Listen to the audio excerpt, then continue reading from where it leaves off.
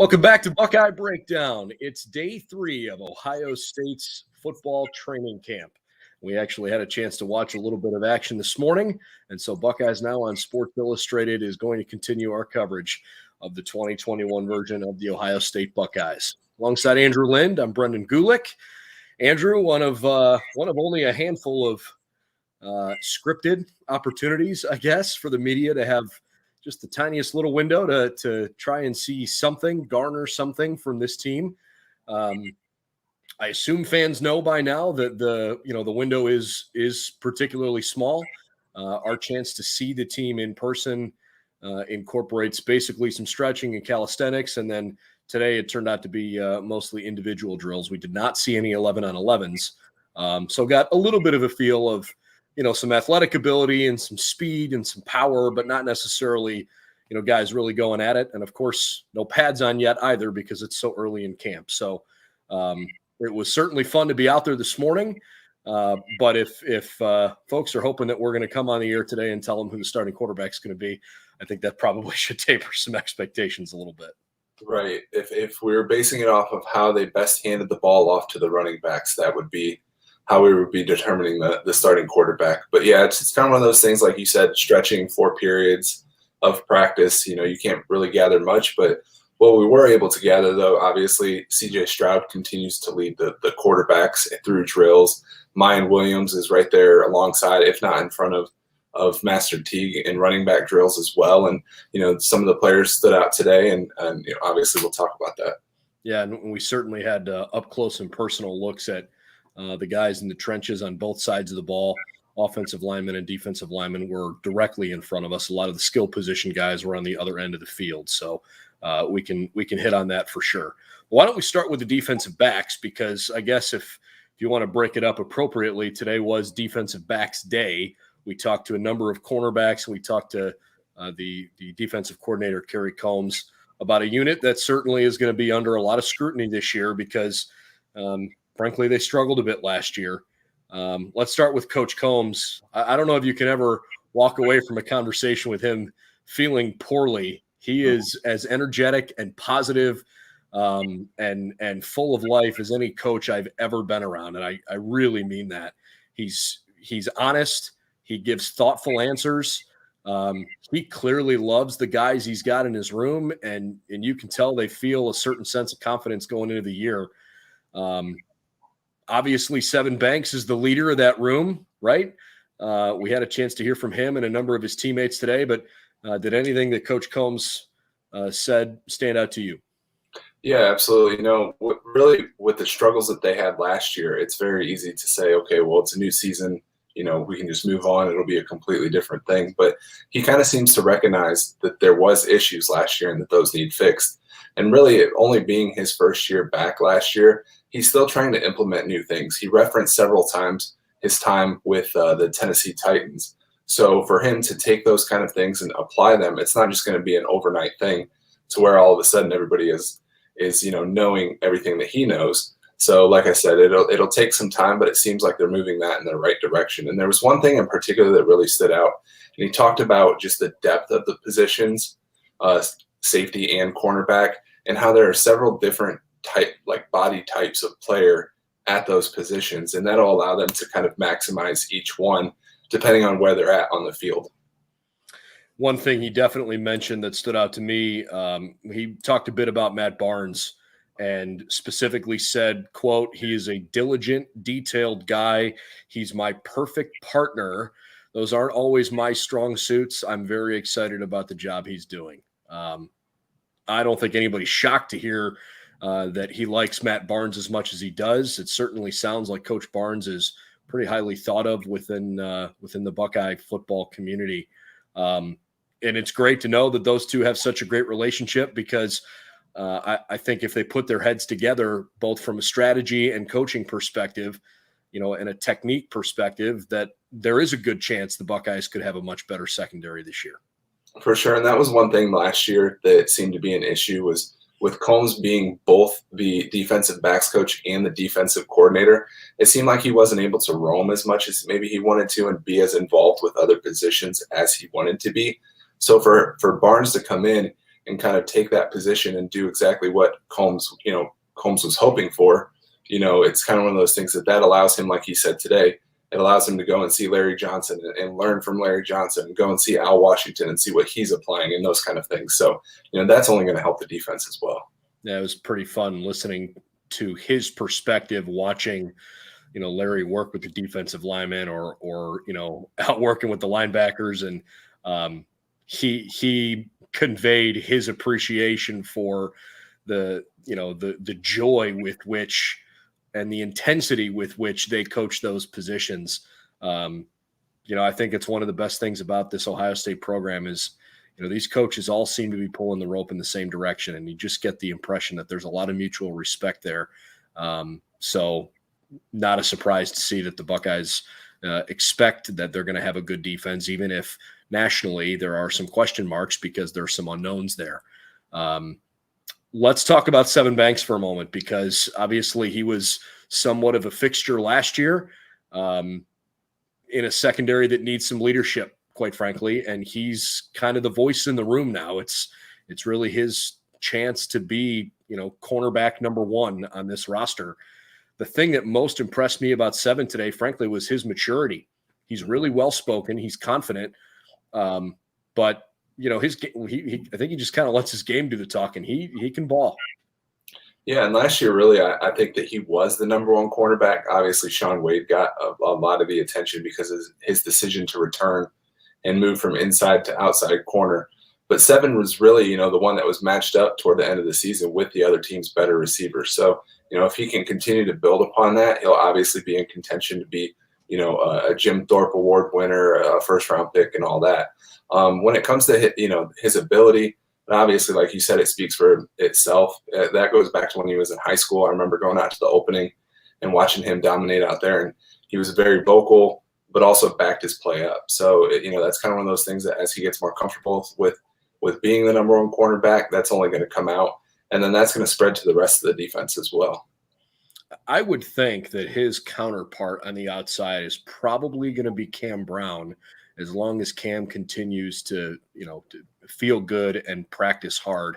Obviously, it's been a pretty trying last 12 months for sure, but maybe more specifically 8 to 10 months since he got hurt and missed the national championship game. Obviously, missed the Clemson game as well, and did not participate in spring ball with an Achilles injury that it sounds like he felt he was healthy enough to play in the spring. The coaching staff was just trying to be really gradual with the way they brought him back and involved him. So, talk about a guy who was playing well before his injury and is just flat out hungry and ready to go. He's got a chance to be a really good cornerback and play a hugely vital role for this defense. Yeah, and he was talking a lot about how, the time it took him to get back to full strength and that he's, fully ready to go kind of made him, feel a certain way with how the defense struggled last year. And I was kind of one of those people who I felt like if he was healthy, they would have been much better on defense last year, because that would have allowed him to be cornerback number 2, maybe move Shaun back inside. And you would see a little bit more of what we saw in 2019. So to have him back, that's only going to help as well. And then, obviously there's several players behind him pushing him for that position, which will also make him better. There's a lot of guys that play a lot of positions, and we're not going to be able to talk to every one of them. So we certainly didn't get a chance to talk to every single one of the cornerbacks, but did get a good mix of them.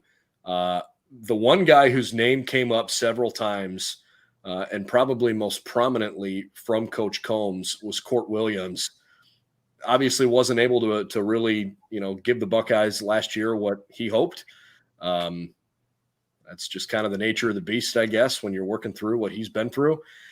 He is he is clearly a coach's favorite kind of kid. Coach Coombs talked at length, first guy in, last guy out, and that's not an exaggeration. He's constantly in the training room or in the weight room or working on film study. Get the impression that when he is feeling 100% ready to go with his body and fully healthy, pull all the reins off, even if he says, "Coach, I'm good now." get the impression that this staff and that his teammates really like his work ethic. Again, talking about Court Williams, perhaps he could be a guy that makes an impact this year. Yeah, and that was the same conversations that were happening last year as well, going into his true freshman year. They thought that he was going to come in and make a difference opposite of Josh Proctor, as they looked into going back to a potential 2 safety, coverage.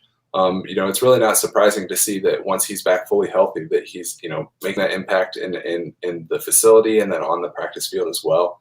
And obviously, much like Cam Brown last year, I think that if he was healthy last year, they would have, obviously benefited from that. How about a name in the defensive backfield that we haven't talked much about in this past year about as a defensive back? Demario McCall is just trying to find his way on the field. And again, going back to something Coach Coombs said that really jumped out to me, he referred to Demario as a piece of clay where you really can mold him. He said everything that we're telling Demario to do, he does, because he doesn't know any better. He's not reluctant to, go away from an old habit where maybe some other guys are more challenging to coach because they're used to doing something a certain way. McCall has been really open-minded. And Coach Coombs said, man, sometimes we turn on the film and we're looking at specific techniques on ways to do things we're teaching. And out of the whole position group, Demario's doing it best. He's pretty point blank in saying he thinks he's going to get on the field this year. Maybe this is where Demario McCall finally makes an impact on the defense. For sure. And listening to Demario talk as well today, him spending the last 5 years switching back and forth between running back and wide receiver, dealing with an injury that caused a redshirt season, he didn't really have a place in the offense. Like, he admits that, he understands that. And this being his last year, he finally has said, just do what you want with me. I'm here to make the team better. And obviously that's paying off for him as a player because the coaches rave about him. But at the same time, it's also going to help the defense as well. Because if he is doing that, then they're going to get somebody who kind of has a chip on his shoulder, who's ready to prove himself and his worth. And, that might pay dividends down the future. He obviously is hungry to make a big impact. And to your point, it's just been difficult, whether it was running back or receiver or on special teams, kick returns, trying to find ways to get more consistent time. And it just hasn't happened on the offensive side, and maybe it will now on the defensive side. But he was really, really positive and upbeat when he spoke today. And sometimes that's enough to know that you don't have to read too far between the lines to figure out if a guy is happy where he is. So wishing him the best and certainly hoping that, this is a move that brings out the best in him. Those were kind of the main things I took away from defensive backs. Anything else that jumps out to you before we move on to the linemen? Yeah, there's 2 redshirt freshmen, obviously, and Ryan Watson and Legend Cavazos. That we got to speak with them today too, and that kind of just shows, that they're slowly making their way toward having an impact. And obviously, Ryan had some tremendous plays in the spring game, so it's kind of one of those things like we might end up seeing more cornerbacks than we think. It might, initially start out with 7 and Cam Brown, but eventually I think that they will all have kind of their own little role, depending on where they are on the field. Just, being able to use Ryan's length, for example, or just Legend seems to have just a motor about him as well that you just kind of can't keep those kids off the field. Definitely excited to see how Ryan and Legend do. And, in the brief time we were able to watch even a little bit of practice on that far side of the field there, when the quarterbacks did start to throw it around a little bit in some, coverage type drills. Cam Brown had a couple of pass breakups, and other than that, I think for the most part, a lot of completed passes. So, all in all, I think it's a good day. And obviously it's early in camp. None of the coaches at any of the positions are going to sit here and tell you, this is what we're going with game number 1, because they've still got 4 weeks to try to figure it out and keep battling and motivate guys to try to win jobs, even if they don't think they're open.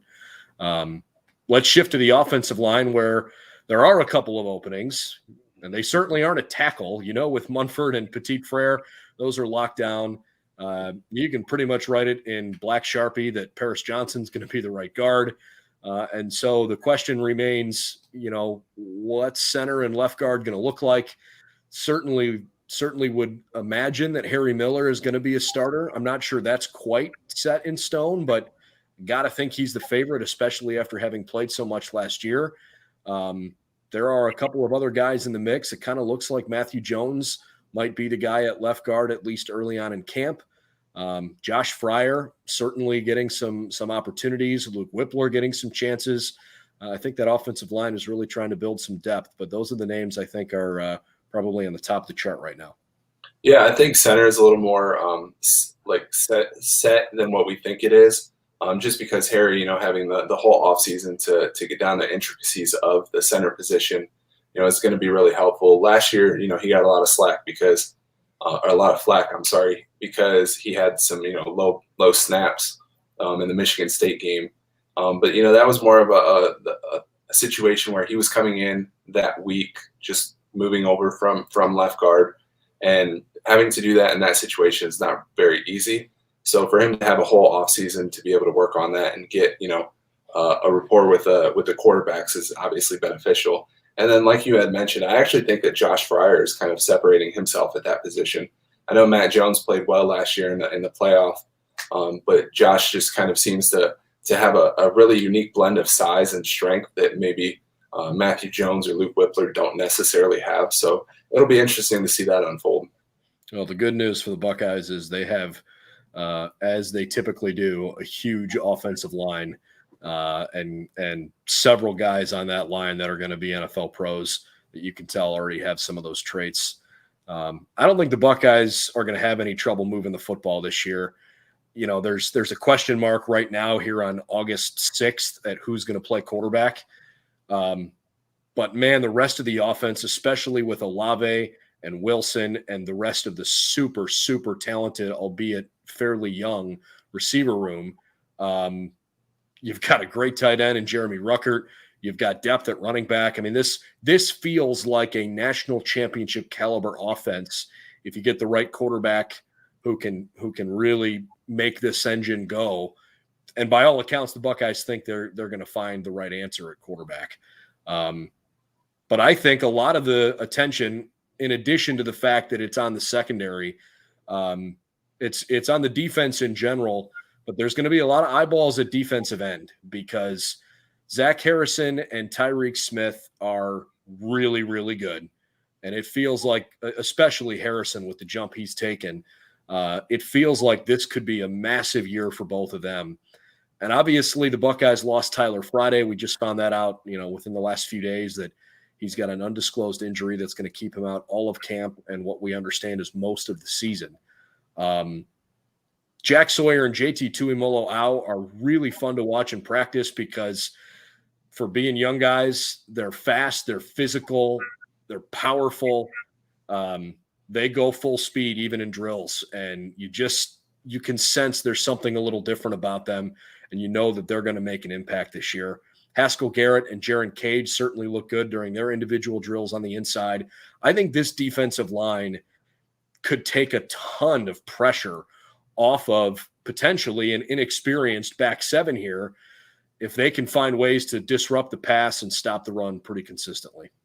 I would agree with that, but I also think that was something that kind of plagued them last year. There were so many times that the defensive ends would get really close to the quarterback but not be able to take him down.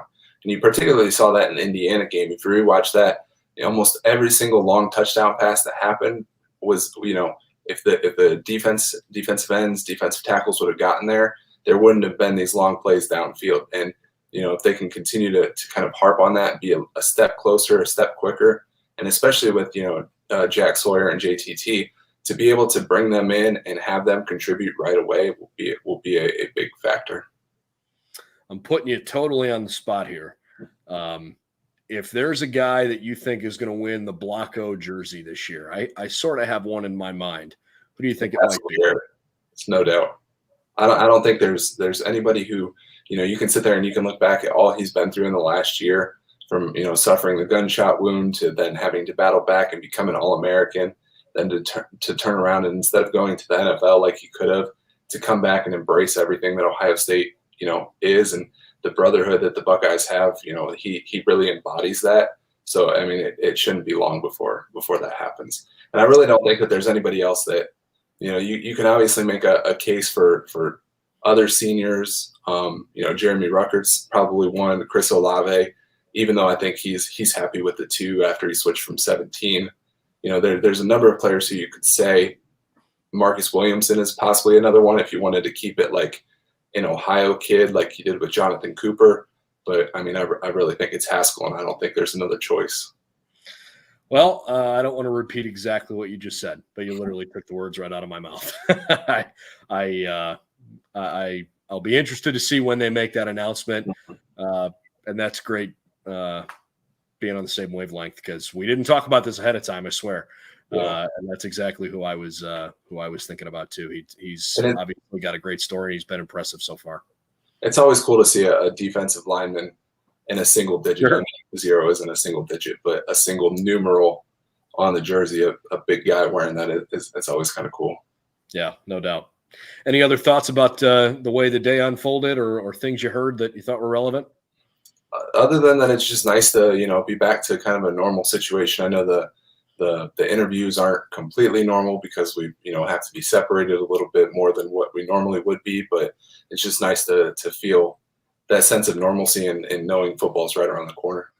It's you kind of sense that within the building, within the team as well, that, even though things aren't perfect yet, and who knows when they're going to actually get back to, what they might have been in 2018 and in 2019. There is definitely a sense of, okay, this feels a heck of a lot more like it used to, and a lot less stressful than this time of year a year ago. So, yeah, I concur. It was a good day at practice, a good morning. Again, day 3 of training camp. The Buckeyes are preparing for the Minnesota Golden Gophers when they'll take the field now in less than 4 weeks. The first game is 4 weeks from yesterday. And Ohio State still has some questions to answer, but they certainly are making some progress. And I think the secondary, while it's going to have a lot of time and attention placed on it this year, I think we're going to see some better results from Ohio State's group that likes to call themselves the best in America. And they've got some work to do to sort of retain that national impression after a tough 2020. But Seven Banks said it best. That was last year. And they're not really worried about it or focused on it. They're trying to figure out how to be best they can this year. For Andrew Lind, I'm Brendan Gulick. That was an update from day 3 down at the Woody Hayes Athletic Center. Thanks for joining us on Buckeye Breakdown. We'll have more continuing coverage regularly every day over on BuckeyesNow.com. You can find us on our social media channels as well, or wherever you get your favorite podcast. Cheers.